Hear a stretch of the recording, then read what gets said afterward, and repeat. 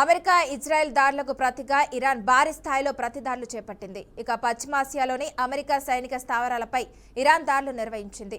మొత్తం 390 క్షిపణులు 830 డ్రోన్లతో దాడులు చేసినట్లు సమాచారం. ఇక యుఏఈపై ఇరాన్ 541 డ్రోన్లు 165 క్షిపణులు ప్రయోగించినట్లు వెల్లడైంది. అంతలో 506 డ్రోన్లు 152 క్షిపణులను యుఏఈ రక్షణ వ్యవస్థలు కూల్చివేసినట్లు ప్రకటించాయి. ఇక యుఏఈలోని అమెజాన్ డేటా సెంటర్ను లక్ష్యంగా చేసుకుని ఇరాన్ దాడులు జరిపినట్లు తెలుస్తుంది. ఈ మిసైల్ దాడుల్లో అమెజాన్ సెంటర్కు నష్టం వాటిల్లినట్టు సమాచారం. హిజ్బుల్లా గ్రూప్ ఇజ్రాయెల్ ఉత్తర ప్రాంతంపై రాకెట్లు డ్రోన్లతో దాడి చేయడంతో ఇజ్రాయెల్ తీవ్రంగా స్పందించింది. లెబనాన్ రాజధాని బీరూట్పై ఇజ్రాయెల్ బాంబుల వర్షం కురిపించింది. దక్షిణ లెబనాన్ బీట్రూట్లో సుమారు 50 గ్రామాలు పట్టణాల ప్రజలు వెంటనే ఇళ్లను ఖాళీ చేసి సురక్షిత ప్రాంతాలకు వెళ్లాలని ఇజ్రాయెల్ సైన్యం హెచ్చరికలు జారీ చేసింది. ఇక దీంతో వేలాది మంది ప్రజలు ప్రాణభయంతో ఉత్తర దిశగా వలస వెళ్తున్నారు. ఇజ్రాయెల్ దాడులకు ప్రతిచర్యగా ఇరాన్ తన క్షిపణులను గల్ఫ్ దేశాల వైపు మళ్లించింది. దుబాయ్, అబుదాబి, దోహా, కువైట్లోని అమెరికా సైనిక స్థావరాలపై ఇరాన్ డ్రోన్లతో దాడులు చేసింది. ఇక దుబాయ్లోని ఒక ప్రముఖ హోటల్పై దాడి జరిగినట్లు సమాచారం రావడంతో యుఏఈ ప్రభుత్వం తన పౌరులను అత్యంత అప్రమత్తంగా ఉండాలని ఆదేశించింది. కువైట్పై ఇరాన్ 97 క్షిపణులు 283 డ్రోన్లు ప్రయోగించింది. ఇక ఈ దాడిలో కువైట్లో ఒకరు మృతి చెందగా 30 మంది గాయపడ్డారు. బహ్రెయిన్పై ప్రయోగించిన 45 క్షిపణులు 9 డ్రోన్లను అక్కడి రక్షణ దళాలు కూల్చివేశాయి. ఇక ఖతార్పై కూడా ఇరాన్ 66 క్షిపణులు ప్రయోగించినట్లు సమాచారం. ఇరాన్ దాడులను గల్ఫ్ దేశాలు ఖండించాయి. బహ్రెయిన్, జోర్డాన్, అలాగే Kuwait, Qatar, Saudi Arabia, UAE దేశాలు అత్యవసర సమావేశం నిర్వహించాయి. ఇరాన్ చర్యలు ప్రాంతీయ ఉద్రిక్తతలను పెంచుతున్నాయని కూడా ఆందోళన వ్యక్తం చేశాయి. అనేక దేశాల సార్వభౌమత్వాన్ని ఉల్లంఘించినట్లు ఆరోపించాయి. ఇదిలా ఉండగా ఇరాన్పై ఇజ్రాయెల్, అమెరికా యుద్ధ చర్యలు కొనసాగుతున్నాయి. ఇక ఈ ఘర్షణలో అమెరికాతో పాటు జర్మనీ, ఫ్రాన్స్, బ్రిటన్ కూడా భాగస్వాములైనట్లు తెలుస్తుంది. లెబనాన్లో 50 గ్రామాలను ఖాళీ చేయాలని ఇజ్రాయెల్ ఆదేశాలు జారీ చేసింది. హెజ్బుల్లా స్థావరాలపై ఇజ్రాయెల్ దాడులు కొనసాగుతున్నాయి. ఇక అమెరికా, ఇజ్రాయెల్కు బ్రిటన్ మద్దతు అందిస్తున్నట్లు సమాచారం.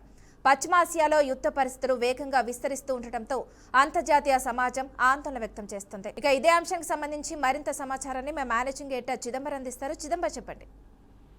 ఓవరాల్ చూసే మాత్రం ఏదైతే మనం మాట్లాడుతున్నట్టుగా ఈ ఘర్షణ ఏదైతే ఉందో ఆ ఘర్షణ యుద్ధ వాతావరణం వైపు నుంచి అవకాశం మనకు చాలా క్లియర్గా కనిపిస్తుంది. అందులో ముఖ్యంగా ఏదైతే ఎప్పుడైతే ఇరాన్ కి సంబంధించిన సుప్రీం లీడర్ చనిపోయారో అప్పటి నుంచి కూడా యాక్టివిటీస్ అన్న చాలా అగ్రెసివ్ గా మారిపోయాయి. గతంలో చేసిన దాడుల కన్నా భీకరమైన దాడులు ఇప్పుడు చేస్తారు. గతంలో వీళ్ళ టార్గెట్ కేవలము ఏదైతే యుఎస్ కి సంబంధించి 7 దేశాల్లో ఉన్న ఆ యుఎస్ బేస్లను మాత్రమే టార్గెట్ చేస్తూ మొదట్లో దాడులు జరిగాయి. కానీ ఇప్పుడు దాడులు కాస్త యుఎస్ బేస్లను దాటుకొని సామాన్య ప్రజల వైపు కూడా వెళ్తున్న పరిస్థితి మనకు కనిపిస్తుంది. ఏదైతే వాళ్ళ సుప్రీం లీడర్ మరణం తర్వాత రియాక్షన్ ఎలా ఉంటుంది, రిటాలియేషన్ ఎలా ఉంటుంది అన్నది యుఎస్ కి చూపించాలి. అదే క్రమంలో యుఎస్ ని ఎవరైతే సపోర్ట్ చేస్తున్న దేశాలు ఉన్నాయో ఆ దేశాలన్నీ కూడా యుఎస్ పేరుతో వాళ్ళు చేసిన మారణ హోమానికి రియాక్షన్ ఖచ్చితంగా చూడాల్సి వస్తుంది అనే కారణంగానే వాళ్ళు చూపించే ప్రయత్నం చేస్తారు. అందులో భాగంగానే ఫుల్ ఫ్లెడ్జ్ గా ఏదైతే డ్రోన్లు కానివ్వండి, బాలిస్టిక్ మిసైల్స్ తో పాటు మిగిలినవన్నీ కూడా ఎప్పటికప్పుడు ప్రయోగిస్తున్నారు. ఇప్పటికే 800కు పైగా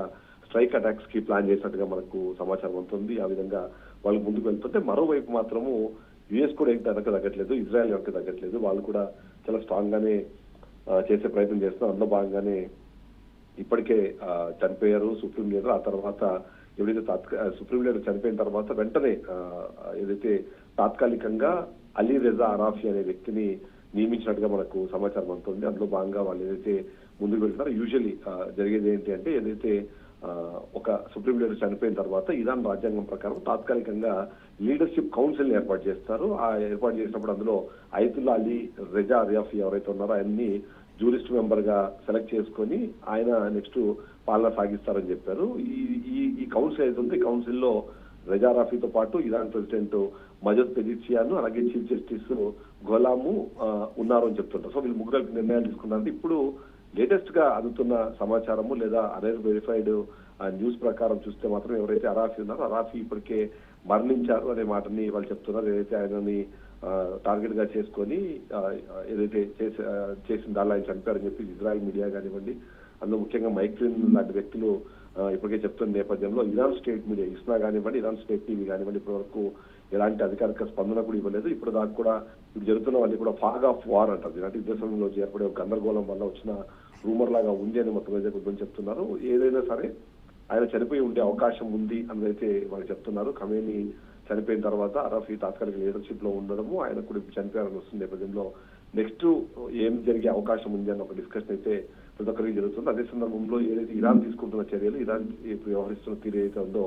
అవి దేశ విదేశాల్లో ఉన్న చాలా మందిని ఇబ్బందులు పెడుతున్నాయి. అక్కడ ఏదైతే ఇరాన్ అటు ఇజ్రాయెల్ తో పాటు మిగిలిన వాళ్ళ దగ్గరలో ఎవరైతే ఉంటే వాళ్ళ మీద చేస్తున్న దాని కువైట్ కానివ్వండి, దుబాయ్ కానివ్వండి, ఇలాంటి ప్లేసెస్ లో జరుగుతున్న దాడులు ఏవైతే ఉన్నాయో ఆ దాడులు ఇబ్బంది పెడుతుంటే, మరోవైపు ఈ క్రూడ్ ఆయిల్ ని కూడా అవకాశం ఉండేలాగా వీళ్ళ యాక్టివిటీస్ అయితే ఉంటున్నాయని దాని అర్థమవుతుంది. సో ఘర్షణ వాతావరణం నుంచి యుద్ధ వాతావరణం నుంచి ఇప్పుడు పూర్తి స్థాయి యుద్ధంగా వెళుతోంది అన్నది అయితే మనకు అర్థమవుతుంది. అందులో భాగంగానే అమెరికాతో పాటు మరికొన్ని దేశాలు కూడా దీంట్లో యాడ్ అయ్యే ప్రయత్నం చేస్తున్నాయి. సో తద్వారా చూస్తుంటే ఇది ఫుల్ ఫ్లెడ్జ్ వారుగా వెళ్లే అవకాశం అయితే మనకు కనిపిస్తోంది. ముఖ్యంగా బహ్రెయిన్, యుఏఈ, ఖతారు ఇలాంటి దేశాలపైన మిసైల్స్ అలాగే డ్రోన్లతో దాడులు చేయడం, దాడులు చేసేటప్పుడు కేవలము సైనిక స్థావరాలు కాకుండా సామాన్య ప్రజలు ఉండే హోటల్స్, అందులో ముఖ్యంగా విదేశీయులు ఎక్కువ ఉండే ప్రాంతాలపైన ఎక్కువ దాడులు చేస్తున్న నేపథ్యంలో దీన్ని అంటే ఇంకా అగ్రెసివ్ గా తీసుకెళ్లే ప్రయత్నము ఇరాన్ చేస్తుందన్నది అయితే మనకు అర్థమవుతుంది.